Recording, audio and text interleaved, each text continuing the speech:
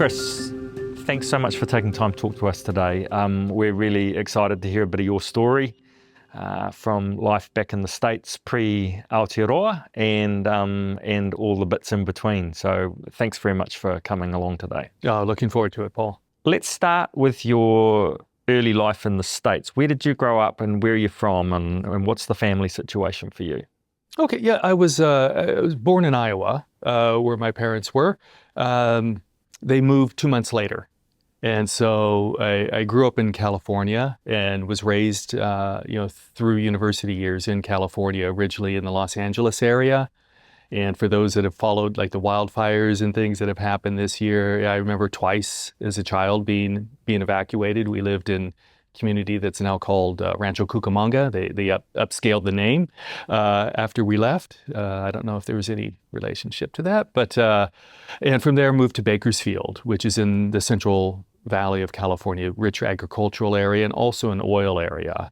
And it's a community for people that have read literature like, John Steinbeck, Grapes of Wrath. That's where the Okies and the Arkies settled and began working in the oil fields there. And so from about the time I was year 3 through first year of university was there in Bakersfield.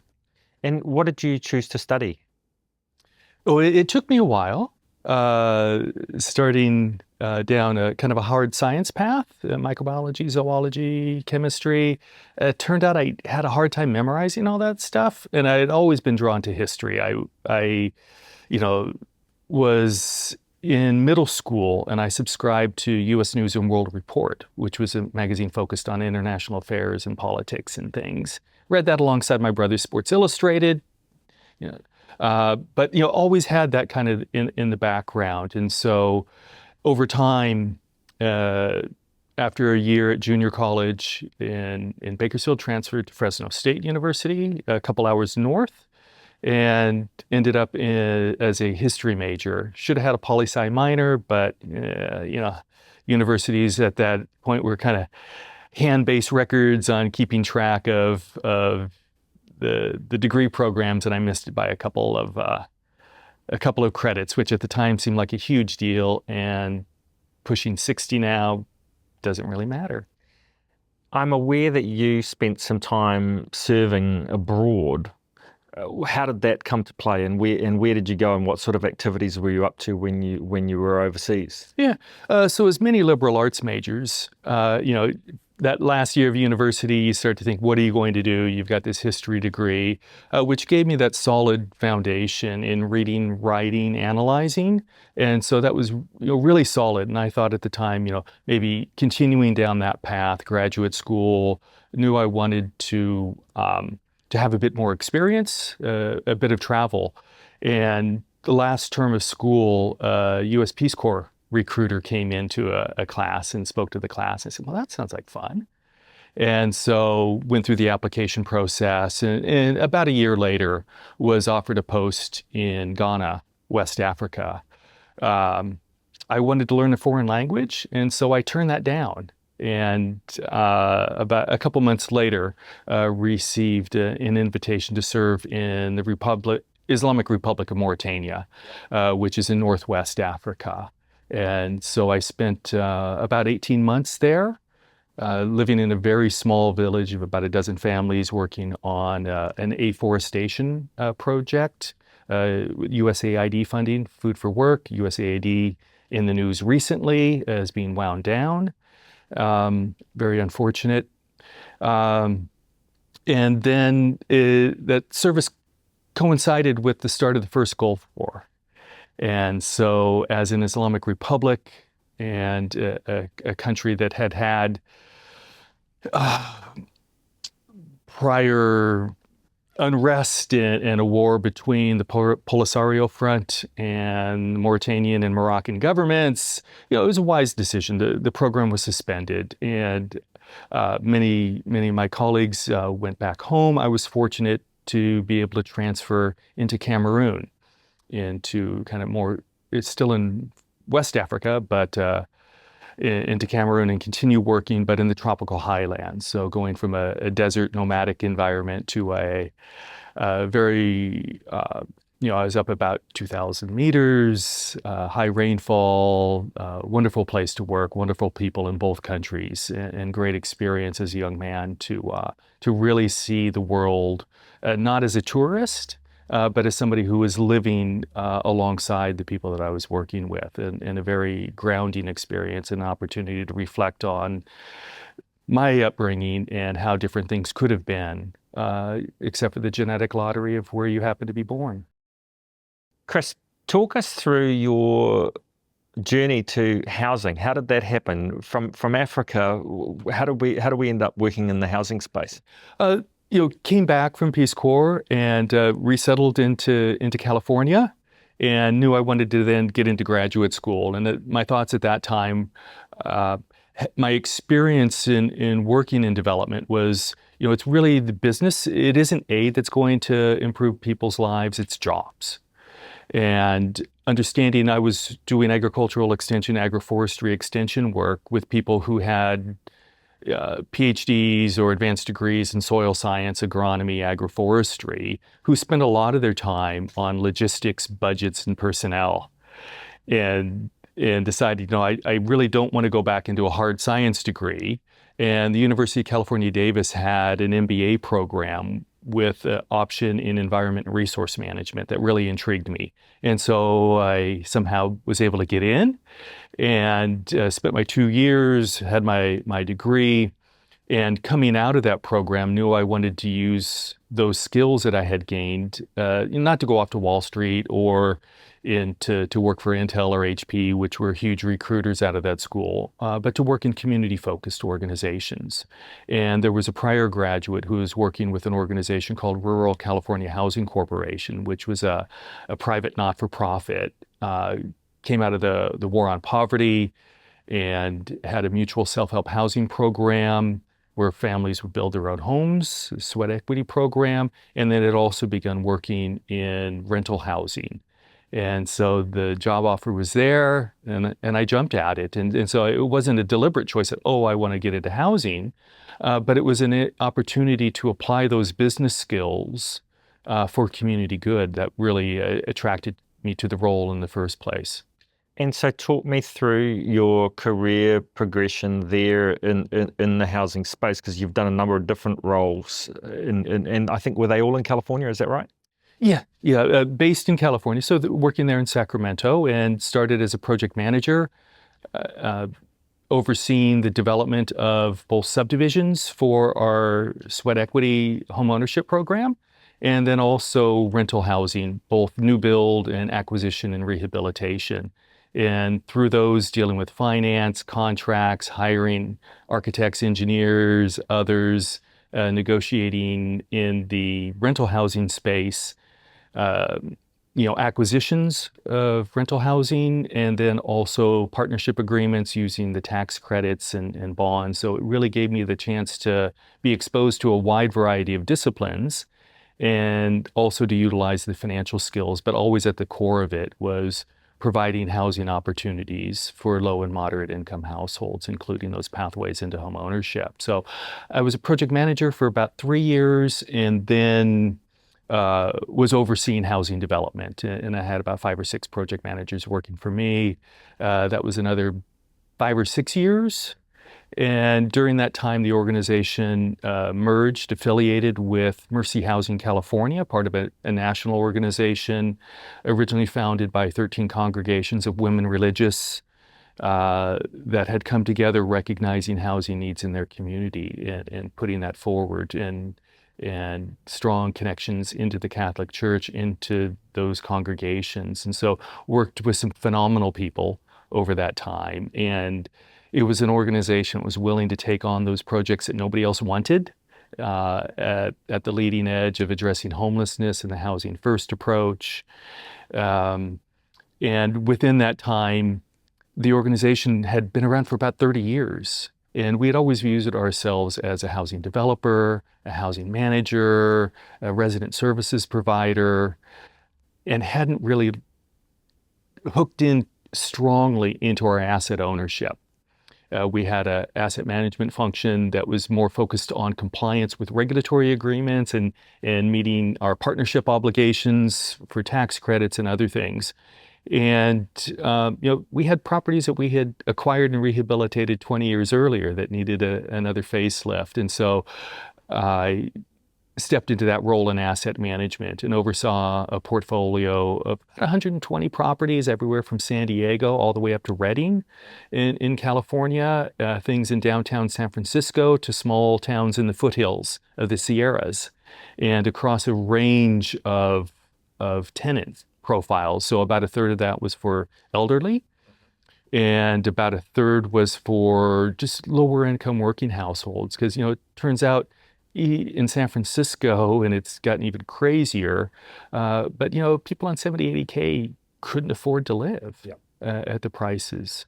And then a portion of the work was really at that harder end of people who had really been excluded from access to housing and had other barriers to maintaining housing. So about a third of that was working in the homeless space and assisting people in their journeys to recovery and to stability.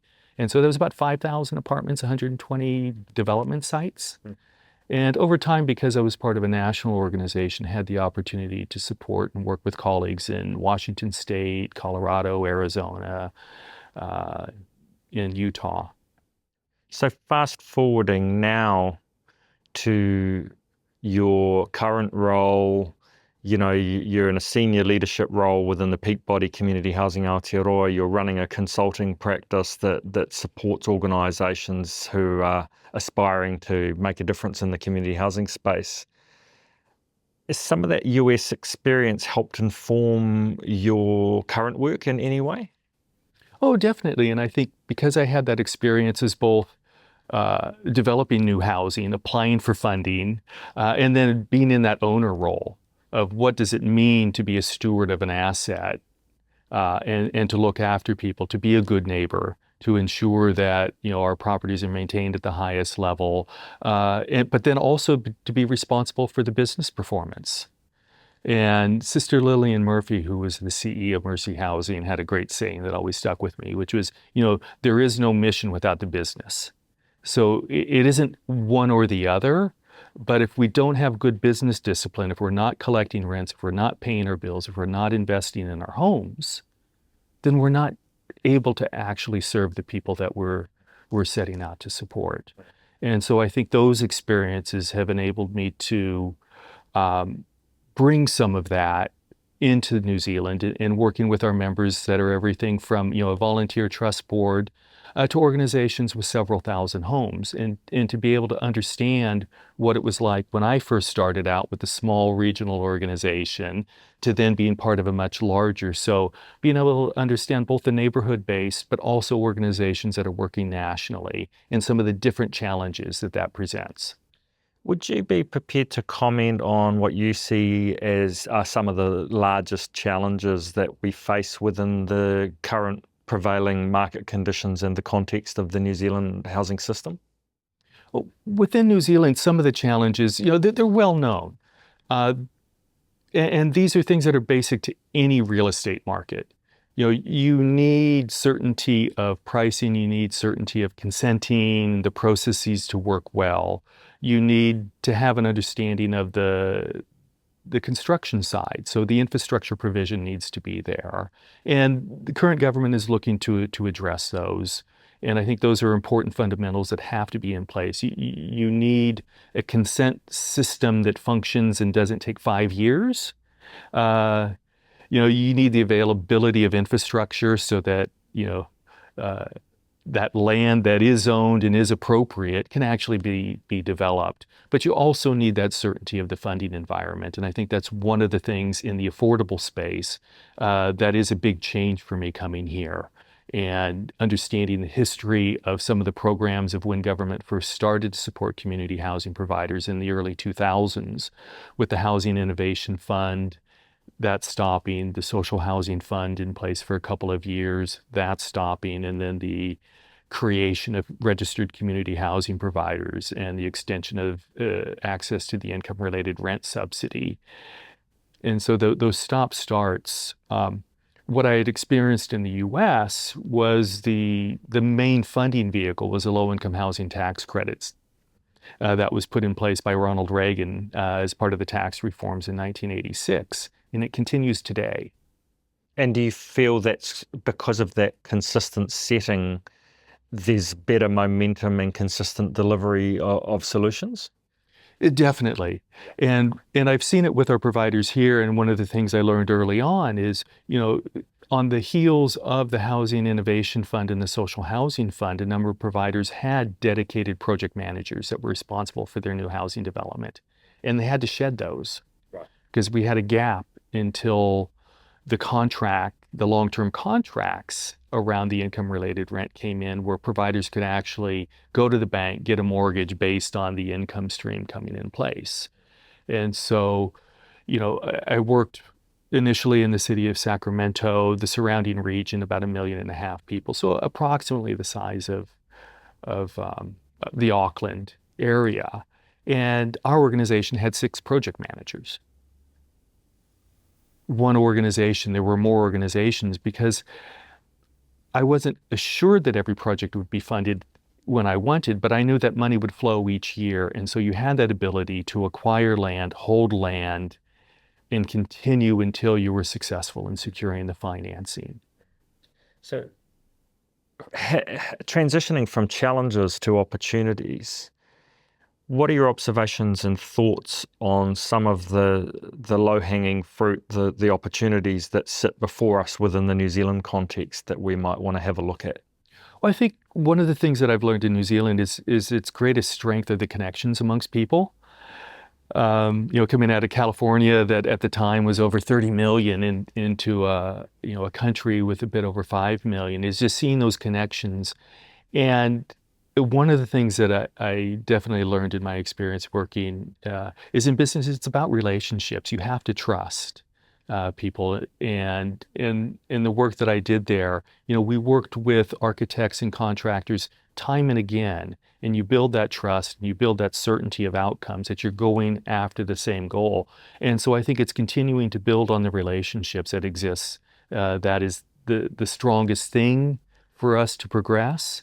I think in recent years, really the Mahi Kaora and the Whaikainga Whaioranga funding program that demonstrated when you make resource available and place an emphasis on working on that partnership between the Crown and Maori, the success that can come from that. And I think that, to me, is really one of the shining points of looking at what does the future look like. It's in those partnerships. And Maori, iwi, hapu, they bring that long-term vision. When I thought about the assets that I was a steward of in California, it was in perpetuity. We're going to own this property, we're going to provide it. Yeah, we may need at some point to regenerate it, but we're always going to be there. And I think that's the perspective that the community housing sector brings. It's much different from private development. Yeah, great. I'm going to take a moment now to give you a magic wand, a no-holds-barred opportunity to move some really big rocks of your choosing in the New Zealand housing system. If you had that superpower, what are some of the really big things that you would address, and what would you do to improve the responsiveness and performance of the New Zealand housing system? Ooh, big question. I wish I had that wand. But I think that, it's that combination of clear-headed decision-making and investment. And I think the biggest thing that we lack is a longer-term view on investment and valuing the social outcomes that are realized by investment in housing, the stability that housing provides for whānau, for families over time. We all talk about it, we know it intuitively: better education outcomes, better health outcomes, better economic outcomes, better connection to society.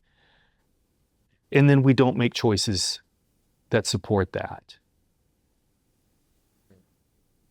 And so I think, yes, we need RM reform. Yes, we need an infrastructure, finance, and funding reform.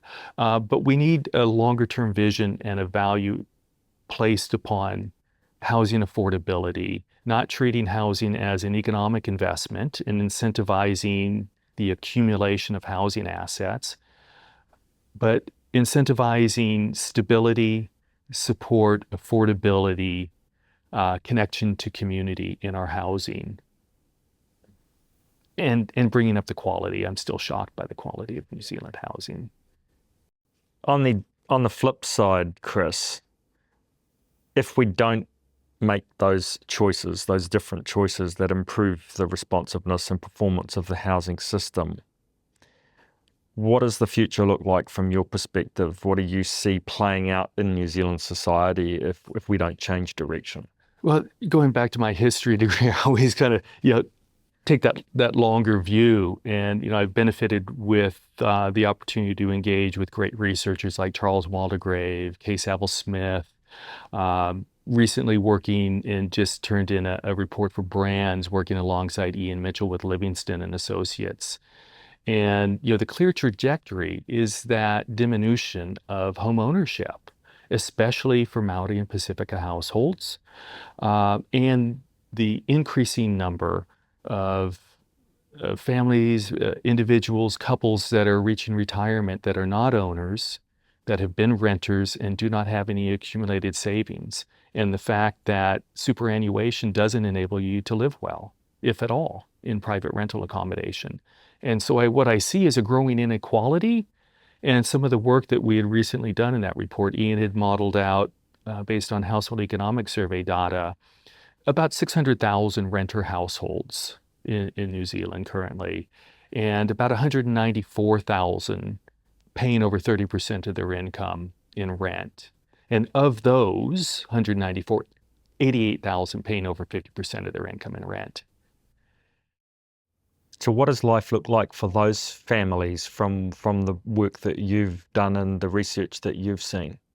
It doesn't look great. They're the ones that are making these trade-offs between heat in the winter, going to the GP when they need to, providing opportunities for the kids to engage in social activities, sports activities, cultural activities, and being able to save money to try to get into a better situation. And I think what we've seen in terms of the reports that we've seen in the past, say from the Ministry of Social Development, about where people had come from when they approached them needing emergency housing. And a couple of years ago, that was about 2/3 out of private rental. And so when you see that volume, that huge number of households that are really under stress financially in their housing, and looking at their wealth data, it's very low, 5,000, 10,000. So you understand that when the net wealth within the household, which also encompasses owned goods and cars, that if you do have a situation, become ill and you can't work for a while, or that car breaks down and you can't pay for it to get to work, how easy it is to drop out. I also had the opportunity to do some work with Tauranga City Council on their elder housing portfolio review. And one of the tenant participants, one of the resident participants that was there, was a gentleman who had relocated out of Canterbury. And post-earthquake, he had lost everything, lost business, lost his home. And it was completely beyond his control. And I think that's the thing, is that where is that safety net? Where is that social safety net, that certainty that if you've, contributed to society, worked, done everything, that you will actually be looked after in your later years? And I think one of the concerns that I have is that certainty is no longer there. It's no longer there for young families to think that I can achieve home ownership within a reasonable length of time. And it's increasingly not there for people who are entering retirement that don't own a mortgage-free home and are reliant on private rentals and superannuation that simply doesn't meet the cost. Yeah. Chris, we're really grateful for your talent, your experience, and the work that you do in the New Zealand context. At the heart of it, what is it that drives you to work in this space? Ooh, probably a bit of insanity. But I guess You asked earlier about, my early experiences in working overseas. So when I worked in Mauritania, it was on the back end of the famines that happened in the 70s and 80s.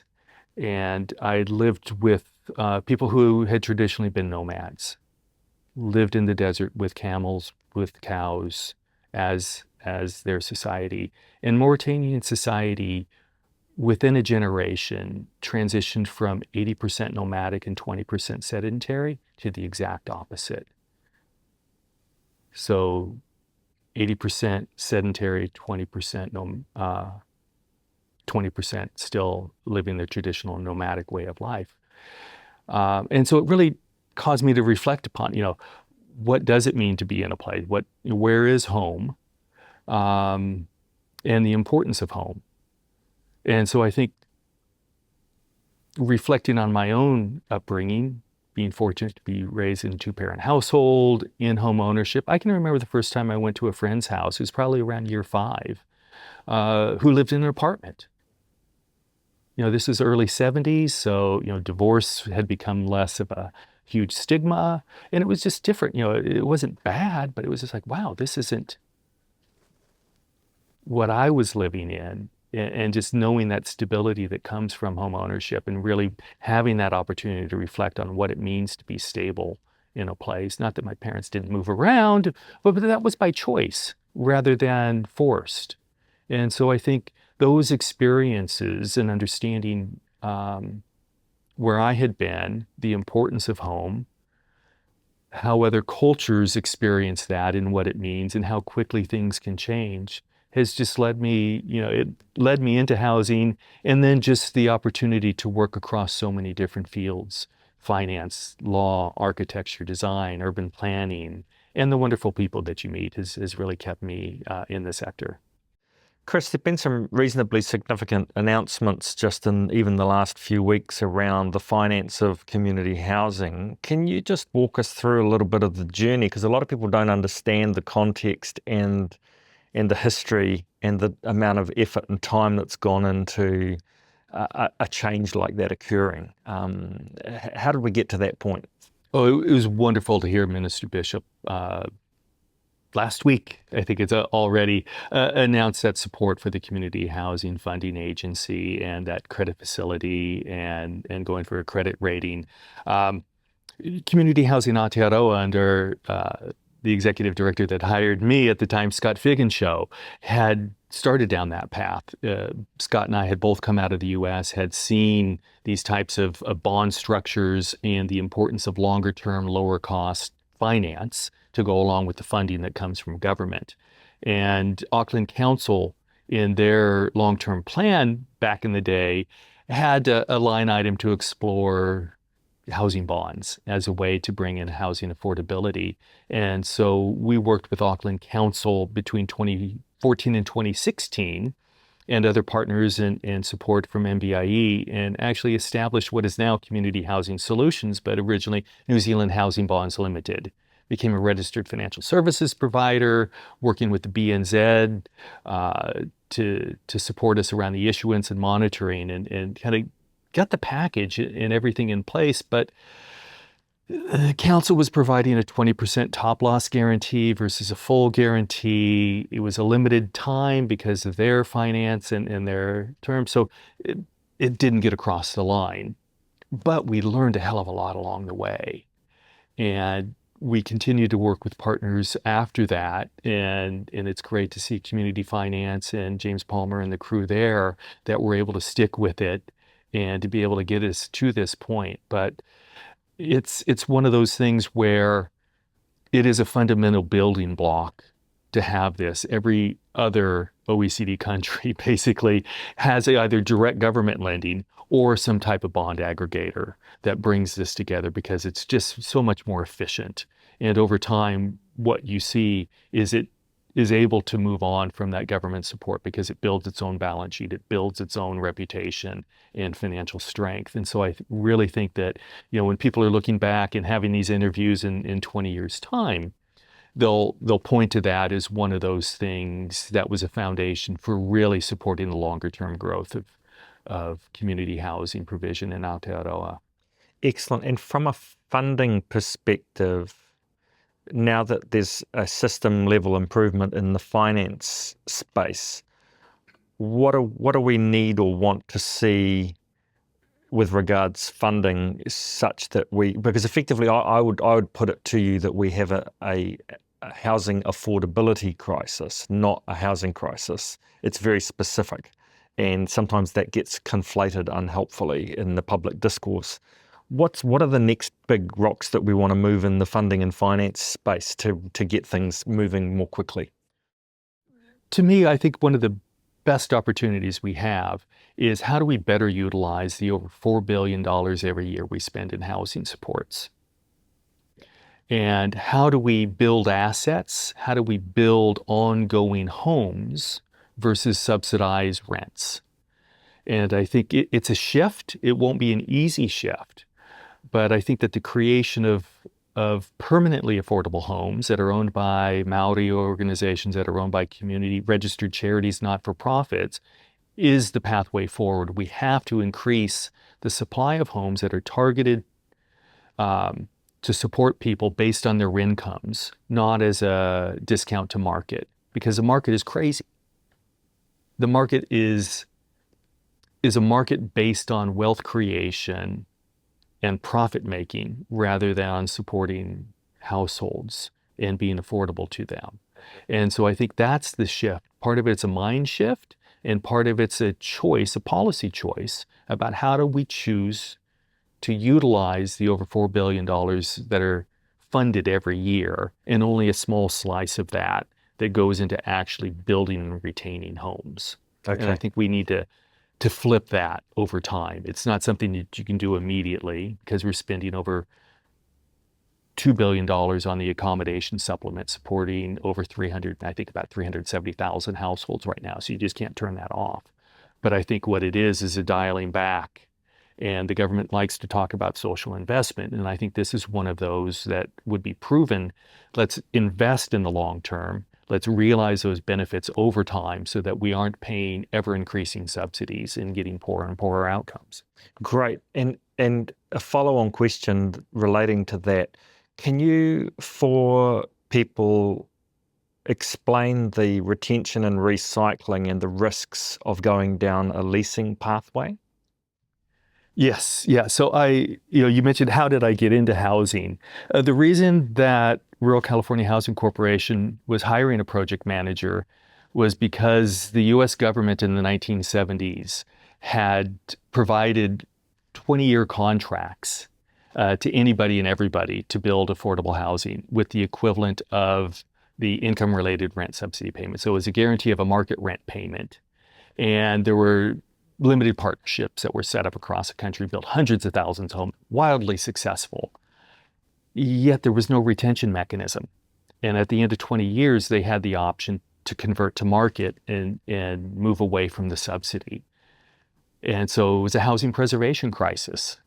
So those houses were lost from the social housing stock effectively. They were at risk of no longer being required to serve low-income households and receiving that government subsidy, but just go and get market rent. So that wasn't a big problem in say, the Midwest states, where land values weren't a problem, but in California, New York, Florida, the growth states in the Sun Belt especially, market rents had gone up so much, the land values had gone up so much that they were making a wise economic choice as a company to maximize their returns, and that wasn't to continue to serve poor people. And so the government was buying back and had grant programs that would come in, enable not-for-profits and cooperatives of residents to acquire the properties, their homes. And so there were 5 homes that we had applications for, and they hired me to try and work on those. Unfortunately, the HUD funding, the Ministry of Housing and Urban Development, or the Department of Housing and Urban Development funding ended. We were able to acquire 2, but not all of those homes. And so some were lost to market, and those residents were eventually displaced.